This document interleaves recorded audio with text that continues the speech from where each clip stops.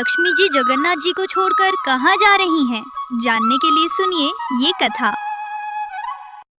एक बार लक्ष्मी जी जगन्नाथपुरी में भ्रमण कर रही थी। उनका आज मन हुआ कि किसी भक्त पर कृपा की जाए। तभी उन्होंने सोचा कि पहले हमारे प्राणनाथ के जो अर्चक हैं, जो उनकी नित्य सेवा करते हैं मंदिर, मैं उनके घर जाकर के देखती हूँ, अगर किसी पर कृपा करना हो तो लक्ष्मी जी उन अर्चकों के घर गई और किया देखा कि सूर्योदय हो गया है और सब अभी तक सो रहे हैं। घर में कोई स्वच्छता नहीं है, सारे सामान बिखरे पड़े हैं, रात का भोजन सब खाया हुआ है। लक्ष्मी जी ने कहा कि मैं यहाँ नहीं रुकूंगी और ना ही मुझे कृपा करनी है, ये मेरे रहने के योग्य स्थान नहीं है, और लक्ष्मी जी चली गई। लक्ष्मी जी अब गई उस आदमी के घर जिनको मंदिर में झाड़ू लगाने की सेवा थी और जिनको मंदिर में घुसने भी नहीं दिया जाता था। उनके घर में सब ब्रह्म मुहूर्त में उठ जाते हैं। उनके घर में बरिया गोबर का चौका लग रहा है, तुलसी जी को जल पधराया जा रहा है, ठाकुर जी को भोग लगाया जा रहा है। लक्ष्मी जी बोली, ये है मेरे रहने का योग्य स्थान, और साक्षात लक्ष्मी जी प्रकट हो गई। अब वो दोनों दंपत्ति तो चौंक गए। उन्होंने पूछा, देवी आप कौन हैं? लक्ष्मी जी ने कहा, हम लक्ष्मी हैं, जगन्नाथ भगवान की पत्नी। सब बोले, देवी आप अचानक यहाँ कैसे? लक्ष्मी जी ने कहा, अरे पुत्र, तुम्हारे इस सेवा भाव, पवित्रता, तुलसी निष्ठा, घर की शुद्धता देखकर हम बहुत प्रसन्न हुए हैं। सब बोले, जय हो लक्ष्मी जी, आप प्रसन्न हुए हैं, ये तो हमारा सौभाग्य है। लक्ष्मी जी ने कहा, अरे मैं तुम्हारे घर आई और मुझे प्रसाद नहीं परोसोगे? सब बोले, हाँ हाँ हाँ, आप बैठिए ना। उन्होंने लक्ष्मी जी को एक आसन पर बिठाया और उनको प्रसाद परोसा। उधर बलराम जी पूरी में डोल रहे थे और तभी खिड़की से झांक के देखा कि लक्ष्मी जी किसी दूसरे के घर में भोजन कर रही थी। उनको बड़ा क्रोध आया। वो बोले, अरे इनका कुल कितना नीचा है, शुद्धता भी नहीं होगी घर में, और उनके घर लक्ष्मी जी भोजन कर रही है, आने दो इन्हें। बलराम जी वहाँ से क्रोध में भरकर चले गए। उधर लक्ष्मी जी ने भी कहा, अभी तो हम जा रहे हैं, हम फिर से आएंगे, ठीक है? और लक्ष्मी जी चली गयी। जैसे ही बैकुंठ में कदम रखा तो क्या देखा, बलराम जी रूठ के बैठे हैं और जगन्नाथ जी और सुभद्रा जी उन्हें मना रहे हैं। बलराम जी हल्की आवाज में बोल रहे हैं, अरे आचार विचार सब भूल गए हैं सब लोग, शुद्धता पवित्रता का कोई ध्यान नहीं है, परमात्मा होते हुए भी बुद्धि भ्रष्ट हो गई है सबकी, इत्यादि इत्यादि।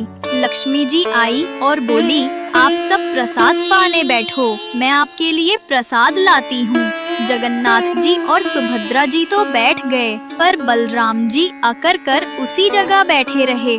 जगन्नाथ जी ने बुलाया उनको, भैया आइए प्रसाद पाएंगे। बलराम जी ने कहा, लक्ष्मी के हाथ का बना नहीं पाऊंगा मैं, आचार विचार सब भूल गई हैं। उधर लक्ष्मी जी सब सुन रही हैं। अब जगन्नाथ जी बड़ी दुविधा में पड़ गए, इधर प्रसाद पा लेंगे तो भैया नाराज, उधर प्रसाद नहीं पाया तो लक्ष्मी जी नाराज। उन्होंने सोचा, मैं लक्ष्मी जी को मना सकता हूँ, पर ये भैया बड़े खतरनाक हैं, मानेंगे नहीं। और जगन्नाथ जी ने भी प्रसाद नहीं पाया। 2-3 दिन तक ऐसे ही चलता रहा और लक्ष्मी जी ने कही कि इस जगन्नाथपुरी में हमारी सेवा है प्रसाद बनाने की, और जब हमारी हाथ की ही किसी को नहीं पानी तो हम जा रहे हैं। और लक्ष्मी जी उन्हें छोड़कर चली गईं। लक्ष्मी जी जाते ही सबसे पहले उनकी सारी श्री चली गई और जगन्नाथ जी बलभद्र जी को देखे, बलभद्र जी जगन्नाथ जी को। बलभद्र जी बोले, लाला ये क्या हो गया, सब गायब कैसे हो गया? जगन्नाथ जी बोले, ये सब आप ही की कृपा है भैया। बलभद्र जी बोले, मतलब? जगन्नाथ जी बोले, मतलब कुछ नहीं, लक्ष्मी जी चली गई तो सब कुछ उनके साथ ही चला गया। बलराम जी बोले, ठीक है, कोई बात नहीं, वो क्या सोचती हैं, उसके बिना हमारा नहीं चलेगा क्या? चल लाला कुछ भोजन बनाते हैं, 2 दिन से कुछ खाया नहीं है। जैसे ही रसोई में गए तो देखा कि सामग्री सब गायब। जगन्नाथ जी बोले, चलो दाऊ, स्वर्ग द्वार के वहाँ सब भिक्षुक बैठे रहते हैं, वहाँ सब भिक्षुकों को कुछ न कुछ मिल ही जाता है। और दोनों छोटे बालकों का रूप बना के बैठ गए स्वर्ग द्वार के पास और टेर लगा रहे हैं, जय जगन्नाथ, जय जगन्नाथ, कुछ दे दे बेटा, तेरा भला होगा। तभी एक स्त्री आई और उनको कुछ दिया नहीं, ऊपर से डांट दिया, ए बच्चों, पढ़ाई लिखाई सब छोड़ दिया है क्या? जाओ घर जाओ। उसके बाद एक संत आए और उनको कुछ मुरी दिए, लो बच्चों मुरी खाओ, भूखे होगे तुम लोग। बलराम जी बोले, लाला एक वक्त की व्यवस्था तो हो गई। और तभी जोर से हवा बहने लगी और उनकी सारी मुरी उड़ गई। दोनों मुरियों के पीछे पीछे दौड़ने लगे और कुछ देर दौड़ के दोनों थक गए। भैया लक्ष्मी जी से क्षमा मांग लो, सच्ची कहता हूँ, नहीं तो ऐसे ही डोलना पड़ेगा। बलराम जी बोले, ठीक है क्षमा मांग लेंगे, पर ढूंढ तो बहू है कहाँ? जगन्नाथ जी बोले, सीधी सी बात है, जहाँ श्री सबसे ज्यादा होगी वहीं लक्ष्मी जी मिलेंगी।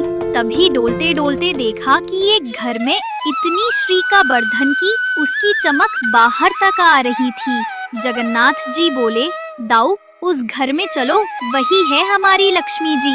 तभी देखा कि उस घर का बालक सबको वस्त्र दान कर रहा है। दोनों उस लाइन में खड़े हो गए। लक्ष्मी जी की जैसे ही नजर पड़ी उन बालकों के ऊपर तो उनको दया आ गई। मेरे प्राणनाथ, उनको कोई जरूरत नहीं है मेरी, पर फिर भी दाऊ दादा को मेरा महत्व समझाने के लिए ये लीला कर रहे हैं। लक्ष्मी जी ने उस दंपत्ति से कहा, सुनो, उन बच्चों को मेरे पास ले आओ। जगन्नाथ जी और बलराम जी सर झुका के खड़े हैं। बलराम जी बोले, देख बहू, मुझसे गलती हो गई, मुझे तेरे साथ ऐसा बर्ताव नहीं करना चाहिए था, लेकिन तेरी भी गलती है, मैं अकेला दोषी नहीं हूँ। जगन्नाथ जी उधर से कोनी मार रहे हैं। अरे चुप करो, फिर से भड़काओगे क्या?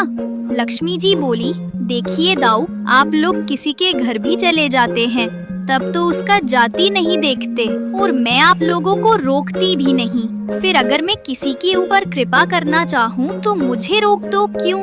मेरे लिए इतना बंधन क्यों? और किसी के जन्मगत व्यवहार से उसका पूरा जीवन नहीं आंकना चाहिए, उसके स्वभाव व्यवहार से देखना चाहिए कि वो है कैसा। कहाँ आप कहते हैं कि ब्राह्मण सर्वश्रेष्ठ, वो देर देर तक सो के उठ रहे हैं, उनके यहाँ शुद्धि नहीं, वस्त्र 4-4 दिन तक पहन रहे हैं, एक एक महीना एक ही धोती में निकाल रहे हैं। आप कह रहे हैं कि वो श्रेष्ठ, और ये लोग जो इतनी पवित्रता का ध्यान रखते हैं, इन पर कृपा ना हो। हमारे अनुसार तो जो अपने कर्म से शुद्ध है वो शुद्ध है। बलराम जी और ठाकुर जी दोनों मान गए, जैसी आपकी इच्छा। बोले, नहीं, आज के बाद हम आपसे एक नियम चाहते हैं। क्या बोले? श्री जगन्नाथपुरी में नियम कर दीजिए। बोले, क्या? जिस महाप्रसाद को ब्राह्मण पाएगा उसी महाप्रसाद को शूद्र भी पाएगा, दोनों को समान फल मिलेगा। और यहाँ महाप्रसाद का ऐसा नियम रखा जाए कि अगर एक ही पत्तल में दोनों बैठ करके पाले तो दोनों को समान पुण्य प्राप्त होगा। महाप्रसाद पाते ही अन्य तीर्थों में तो बहुत साधन करने पड़ेंगे, पर पुरी में आकर के कोई एक दिन का भी यदि महाप्रसाद का पाले तो उसको सर्व साधनों का फल प्राप्त हो जाएगा। और किसी भी प्रकार से ये ना देखा जाए कि कौन किस वर्ण का है, वो स्वभाव से शुद्ध होना चाहिए। हम सबको हृदय लगा ले। अगर ये सब आपको मंजूर हो तो मैं राजी हूँ। ठाकुर जी और बलराम जी राजी हुए और तब से श्री जगन्नाथपुरी में ये सब नियम नष्ट कर दिए गए। महाप्रभु जी सबके लिए सुलभ हो गए। जय जगन्नाथ।